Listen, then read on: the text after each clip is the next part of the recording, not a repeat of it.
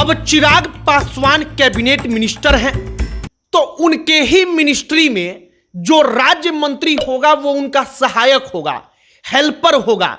वो हेल्पर वाला काम करेगा चिराग पासवान के लिए। हमने जब कैबिनेट मिनिस्टर की सैलरी कितनी होती है, उसको सुविधा क्या मिलती है, यह वाला वीडियो बनाया तो तमाम लोगों ने कहा कि कैबिनेट मंत्री, राज्य मंत्री स्वतंत्र प्रभार और राज्य मंत्री में क्या अंतर है, इसके ऊपर एक वीडियो बनाइए।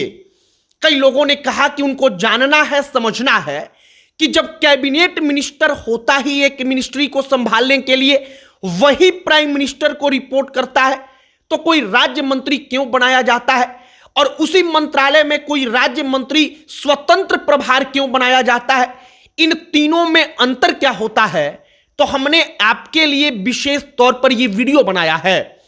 हमने बताया कि अगर चिराग पासवान कैबिनेट मिनिस्टर हैं या कोई भी मंत्री नेता जो कैबिनेट मिनिस्टर है, तो उसकी मिनिस्ट्री का राज्य मंत्री जो होगा वो उसका हेल्पर होगा, सहायक होगा।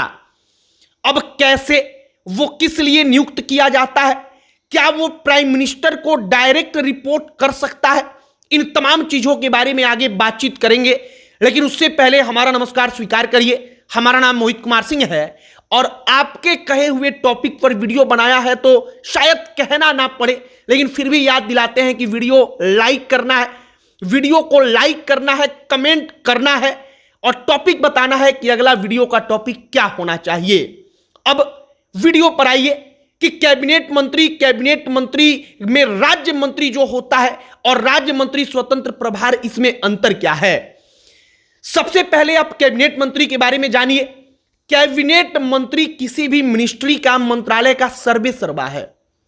जैसे कि अगर होम मिनिस्ट्री है, गृह मंत्रालय है, वो अमित शाह के पास है, तो अमित शाह भारत के गृह मंत्री के तौर पर उस मंत्रालय के सर्वे सर्वा है, हेड हैं। अब उन्हीं मंत्रालयों में एक होता है राज्य मंत्री स्वतंत्र प्रभार, एक होता है केवल राज्य मंत्री। राज्य मंत्री स्वतंत्र प्रभार जो है वो उस मंत्रालय का जवाबदेह होता है, मतलब कि उस मंत्रालय में क्या काम हो रहा है वो तमाम कामों को देखता है। लेकिन वो कैबिनेट मिनिस्टर से छोटा होता है, जो उसका पद होता है, कुर्सी होता है, वो कैबिनेट मिनिस्टर से छोटा होगा। जो राज्य मंत्री स्वतंत्र प्रभार होता है वो कैबिनेट की बैठक में नहीं जाता। लेकिन एक और बात है कि वो कैबिनेट मिनिस्टर को, मतलब कि जो उस मंत्रालय का कैबिनेट मंत्री होगा उसके प्रति जवाबदेह नहीं होता है, वो उसको रिपोर्ट नहीं करता है, बल्कि वो रिपोर्ट सीधे तौर पर भारत के प्रधानमंत्री को करता है। यह बात हमने आपको राज्य मंत्री स्वतंत्र प्रभार के संदर्भ में कहा। अब आपने समझा कि मंत्रालय में सबसे बड़ा कैबिनेट मंत्री, उसके बाद राज्य मंत्री स्वतंत्र प्रभार जो सीधे पीएम को रिपोर्ट करता है। अब इसके बाद आता है राज्य मंत्री। केवल राज्य मंत्री, उसके पास स्वतंत्र प्रभार नहीं होता। वो राज्य मंत्री शुद्ध रूप से जो कैबिनेट मंत्री होता है, कैबिनेट मिनिस्टर, उसका सहायक होता है। मसलन चिराग पासवान का उदाहरण लीजिए, वो अपने मंत्रालय के कैबिनेट मिनिस्टर हैं, तो उनका जो राज्य मंत्री होगा वो उनको रिपोर्ट करेगा, वो प्रधानमंत्री को रिपोर्ट नहीं करेगा, बल्कि वो चिराग पासवान को रिपोर्ट देगा, बताएगा। एक एक मंत्रालय में एक से ज्यादा राज्य मंत्री भी होते हैं। अब जैसे उदाहरण के तौर पर समझिए कि कोई एक मंत्रालय है, उस मंत्रालय में कई सारे विभाग होते हैं, तो उन विभागों के अलग अलग कामों को बांटकर राज्य मंत्री बना दिया जाता है। एक राज्य मंत्री एक विभाग या दो विभाग को देख रहा है और राज्य मंत्री कैबिनेट मिनिस्टर को रिपोर्ट करता है, बताता है कि काम कैसा चल रहा है। कैबिनेट मिनिस्टर राज्य मंत्री से बड़ा होता है, वो उससे जवाब मांग सकता है कि आखिरकार कोई काम क्यों नहीं हुआ, और राज्य मंत्री जवाबदेह होता है कैबिनेट मिनिस्टर के प्रति कि वह उसको जवाब देगा।